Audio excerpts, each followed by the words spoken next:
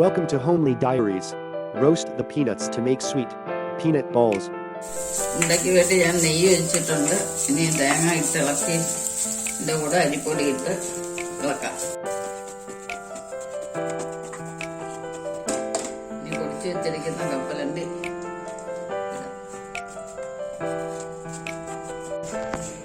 അതിൻ്റെ പൊടി നന്നായിട്ട് മൂത്തിട്ടുണ്ട്. നമുക്കിത് പാത്രത്തിലിട്ട് പോരാം. ഒക്കെ വന്നിട്ടുണ്ട്. എള്ളൊക്കെ മൂത്ത മണമുണ്ട്. എള്ള്, ജീരകം, ചുക്ക് എല്ലാം ഇടാവുന്നതാണ് ഇതിനകത്ത്.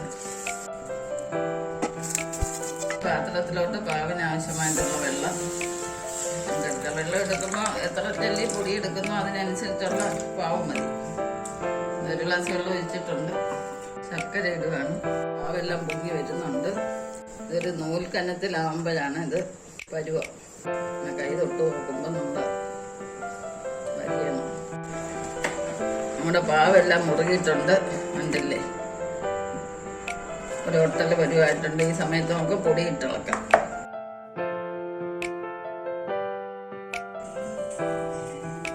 കയ്യിലൊരു ശകലം മയം പരത്തിയിട്ട് വേണം നമ്മൾ ചൂടോടെ അത് ഉരുട്ടിയെടുക്കാൻ. ഏത് ഷേപ്പ് വേണമെങ്കിലും ഉരുട്ടിയെടുക്കാവുന്നതാണ്.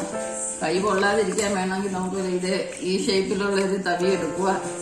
അതിലോട്ട് ചൂട് മാവ് ഇങ്ങനെ ഇട്ട് ഷേപ്പാക്കി വെക്കുക. തണുത്തതിന് ശേഷം ചെറിയ തണുപ്പ് വരുമ്പോൾ നമുക്ക് കൈ കൊണ്ട് ഇങ്ങനെ ഉരുട്ടിയെടുക്കാവുന്നതാണ്. പിന്നെ നമ്മുടെ സ്വാദിഷ്ടമായിട്ടുള്ള കപ്പലണ്ടി ഉണ്ട. ഇനി നെക്സ്റ്റ് ഒരു വെറൈറ്റി ആയിട്ട് അടുത്ത വീഡിയോ കാണും. അതുവരേക്കും എല്ലാവർക്കും